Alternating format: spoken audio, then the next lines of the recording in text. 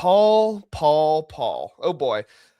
Paul Finebaum has come out on ESPN as he does as per usual, and he has some thoughts. He has some comments on Indiana, and he's called them cute. He said it's a cute story. So I have the quote here on the graphic next to me. If you're listening on podcast, Paul Finebaum said this. He said, meaning if Indiana wins the national championship, he said it will be a cute story and it will get some attention on Tuesday morning.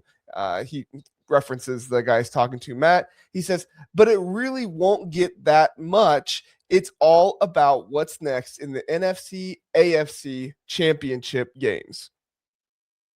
That's what Paul Finebaum decided to say. When he was talking about Indiana, and if they win the national championship, his biggest critique was, but it won't get enough media attention. Now, we all know Paul Finebaum wants the SEC to get the media attention. He wants, and he's essentially saying on ESPN, where college football is their main driving force, they get like one NFL game a week. Monday Night Football is, I'm pretty sure that's their only NFL game that they have. They have NFL games on Prime, all these other, Fox, CBS, all these other different places. ESPN only gets Monday Night Football. But apparently, Paul Finebaum wants to tell us that the biggest thing that's going on is not so much college football, but it's actually the NFL. And yeah, you could say, well, maybe he's just trying to be real here and trying to look at the facts and say what's going on.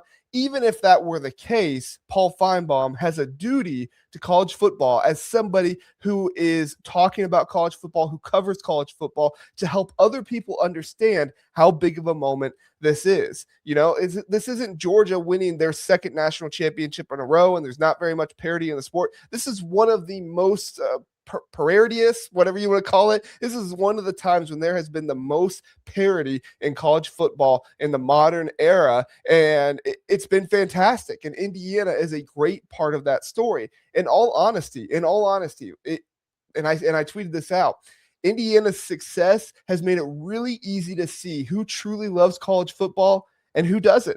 And with comments like this, we see a very clear reason to know that Paul Finebaum doesn't love college football. Paul Finebaum doesn't care about college football. Paul Finebaum cares about the SEC. Paul Finebaum cares about his ESPN paycheck. And this is the risk that anybody who decides to work with ESPN gets put on them. Now, I know some people who work for ESPN, and I think they are great people. All right. I don't go after people and say you're a terrible person, make it personal. For all I know, Paul Finebaum could be a good person. Okay. I'm not attacking them personally here.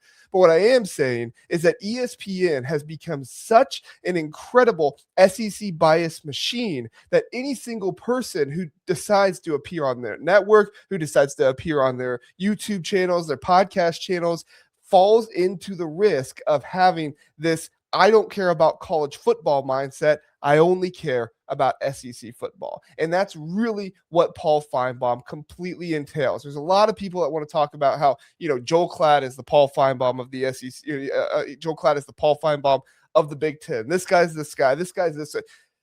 Paul Finebaum does not care about college football. All he cares about is SEC football. And for a lot of these other guys you want to talk about, you want to say Joel Klatt, you want to talk about some of these other guys, it's just simply not true. These guys do actually care about college football in a variety of ways. And if Paul Finebaum did care about college football, he would get in there and start talking about all the incredible achievements of this Indiana football program and where they came from, the losingest Power 4 program in the history of college football. They actually got away from that this season. Northwestern is now that. Kirk Cinetti has won so much that they have now improved their record so much, which is still 534 to 750.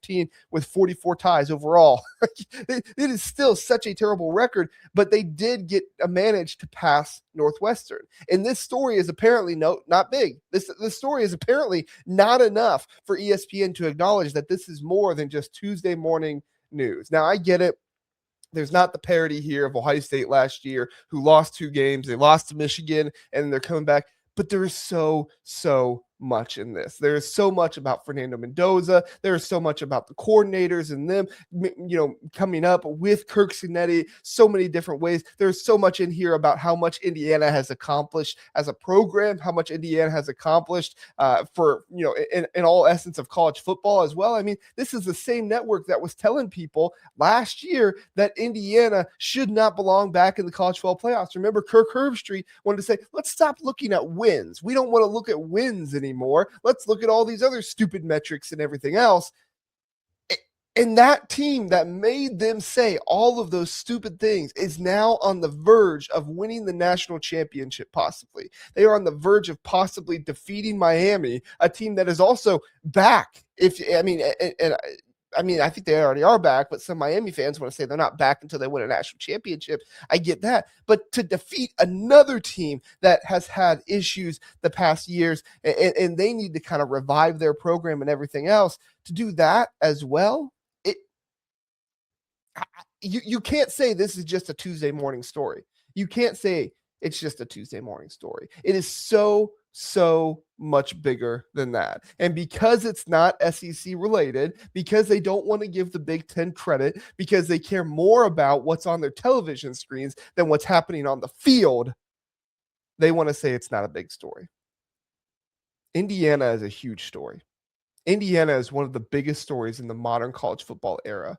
Indiana came out of the pits of college football history to have one of the most insane 2-year runs and to possibly cap it off with a national championship. Not only that, they have completely changed college football. College football is going through an incredible change right now. The transfer portal, the roster construction, recruiting, all of these things.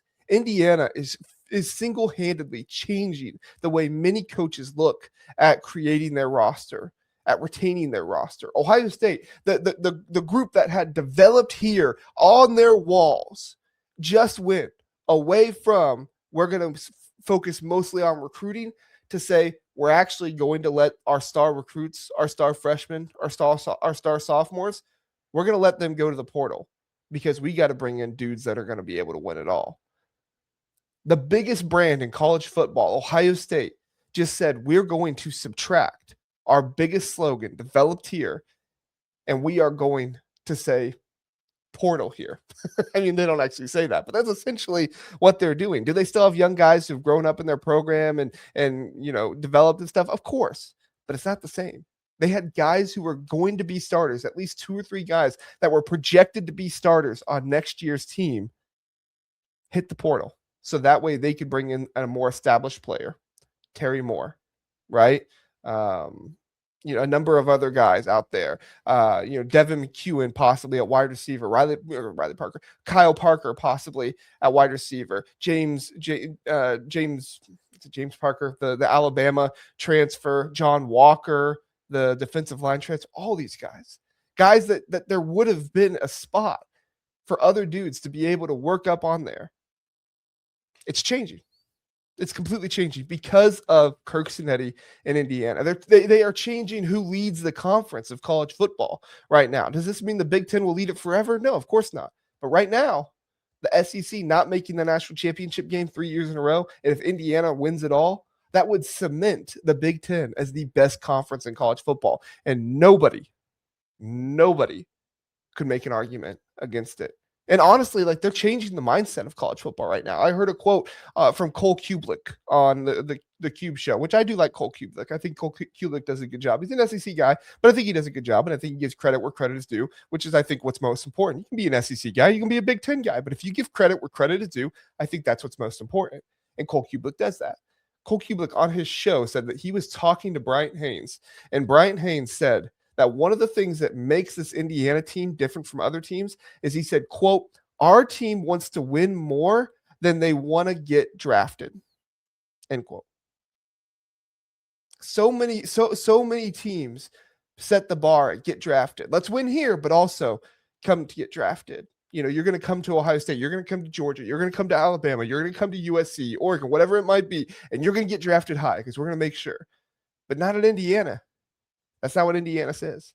Indiana says, you're going to come here and you're going to win.